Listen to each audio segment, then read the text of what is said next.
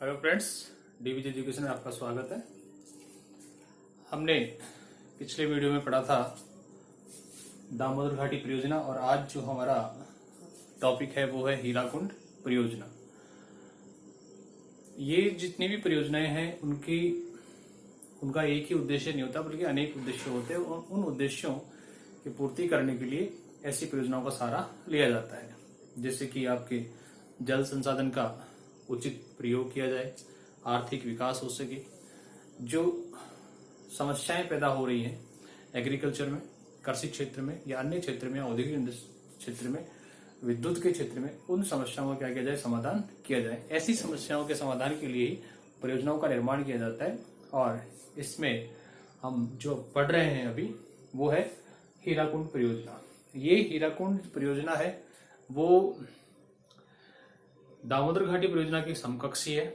वो भी 48 में प्रारंभ हुई और ये भी 48 में प्रारंभ हुई। उसका 1944 स्टार्टिंग पीरियड माना जाता है, मतलब 1944 में उसके लिए कंसर्ट की बात होती है और इसकी 1945 में शुरू होती है। तो हम देखें कि जो हीराकुंड परियोजना है वो किसकी है? उड़ीसा राज्य की। कौन से राज्य की है?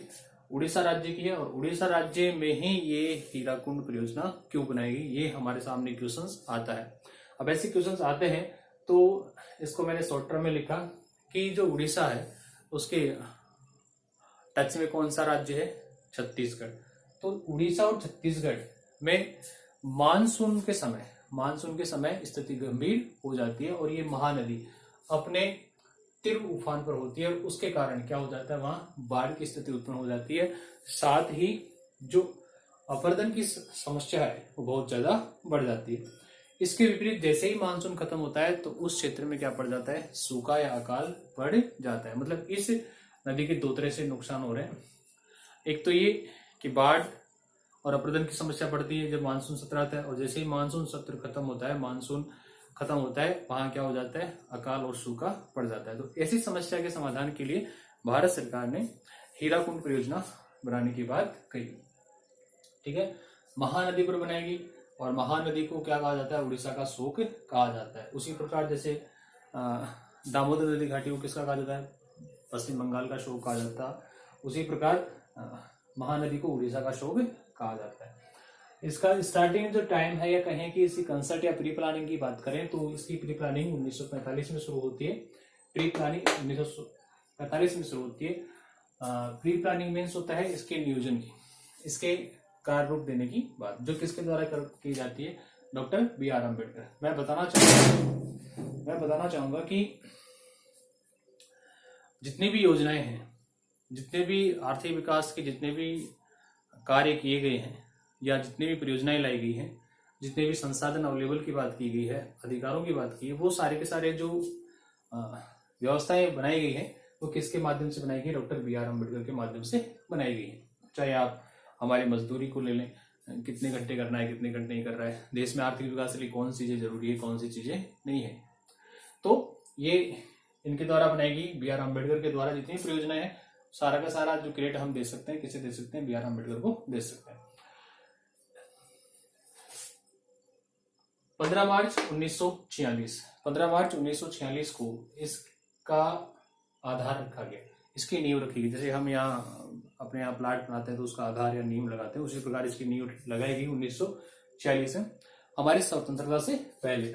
कब लगाई? 15 मार्च 1946 को। और इसका जो पहला पत्र था, नींव में जो पहला आधार रखा जाता है, वो किसके द्वारा रखा गया था? सर हॉवर्टन लेविस के द्वारा रखा गया था। इसका जो इंग्लिश वर्जन है, कभी कभी हम कंफ्यूज हो जाते हैं, तो इसका इंग्लिश वर्जन जो है वो ऐसे है।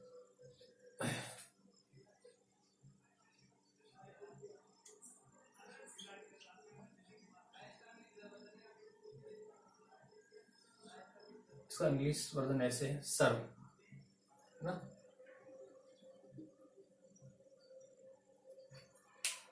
पहला पत्र इनके द्वारा रखा गया था और एक प्रॉपर रूप में इसका जो कंस्ट्रक्शन चला, प्रॉपर रूप में इसका निर्माण क्षेत्र चला, वो कब चला? 12 अप्रैल 1948 से। 12 अप्रैल 1948 से चला और ये निर्माण कार्य शुरू कर दिया गया।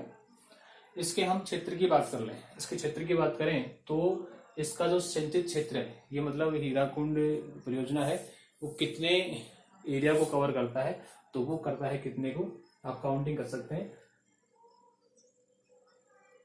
13,47,000, 13,47,000 एकड़, है ना।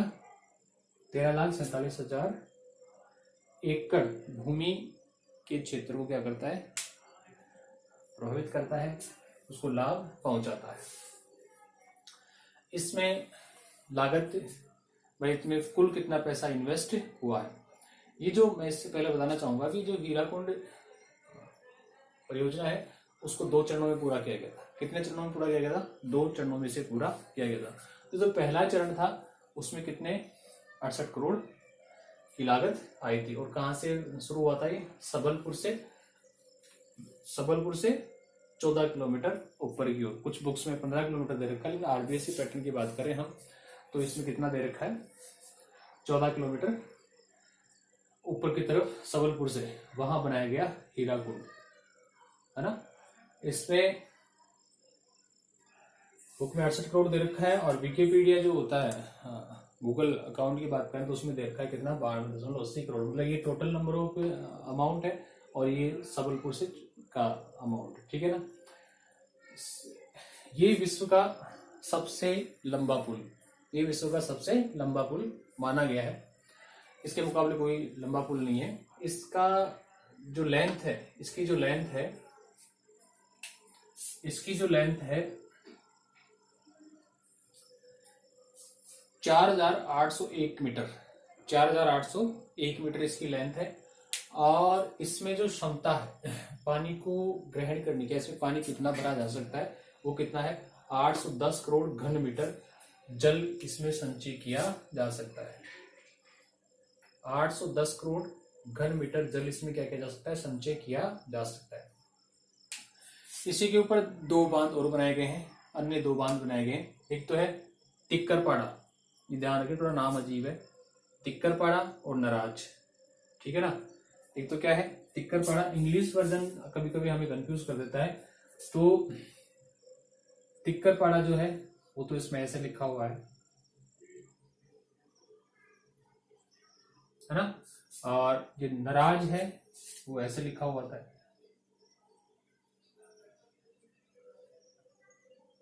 ठीक है ना। तो हम इसे नाराज ही पढ़ लेते हैं कभी कभी, तो ये नराज है ना कि नाराज, ठीक है।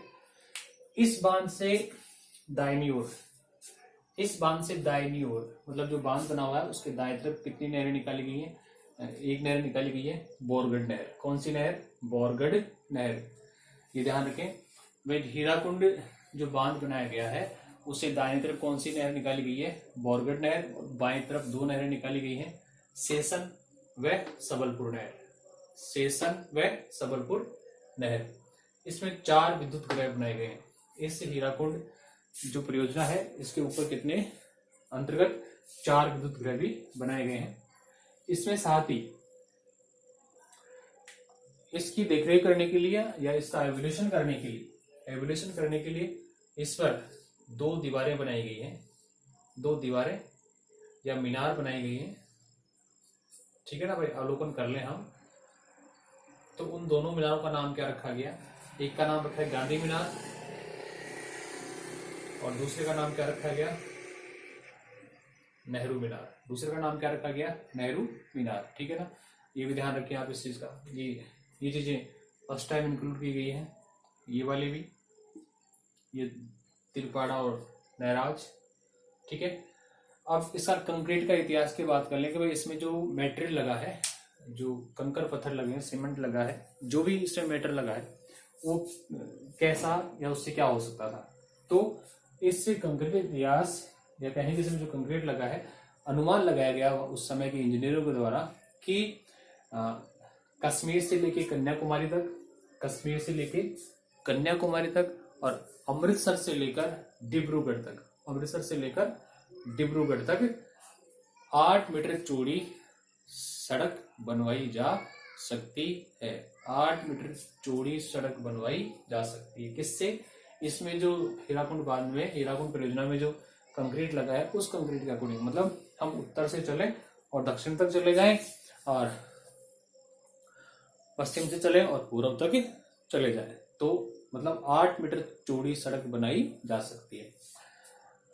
इसका जो पूरा कार्य है वो कब हुआ? जून 1953 में इसका कार्य पूरा हो गया। जून 1953 में इसका कार्य पूरा हो गया और राष्ट्र को समर्पित 1955 में कर दिया गया। कई बुक्स हैं उनमें 57 में लिख रखा है, ठीक है ना। तो अधिकतर जो क्वेश्चन पूछा जा सकता है वो आता है कि इसका पूरा कार्य कब हुआ? 1953 में, जून 1953 में। तो डियर फ्रेंड, ये था हीराकुंड परियोजना के बारे में हमारा वीडियो अच्छा लग रहा है आपको तो मैं कहना चाहूंगा, आपसे पोलाइटली रिक्वेस्ट करना चाहूंगा कि आप मेरे प्रत्येक वीडियो को जो आप देख रहे हैं उसको अधिक से अधिक लाइक करें, शेयर करें, चैनल को सब्सक्राइब करें, साथ ही जो फेसबुक पेज है डीपीजे एजुकेशन उसको भी लाइक और शेयर करते रहें। आपका एक लाइक करना हमें बहुत सारा मोटिवेट देता है, हमें वो मोटिवेट करता है कि हम अच्छा कर रहे हैं। लाइक कब होता है? जब हम अच्छा करते हैं तब की बात है। अगर कमियां हैं तो आप हमें कमेंट बॉक्स में लिखें। आपको इसके बारे में और ज्यादा नॉलेज है तो आप कमेंट बॉक्स में लिख के हमें बताएं कि इसमें सर आपने ये ऐड नहीं किया। जब नेक्स्ट टाइम हम मिले तो अगले वीडियो में ऐसे हम उसको ऐड करते रहेंगे। जय हिंद, जय भारत।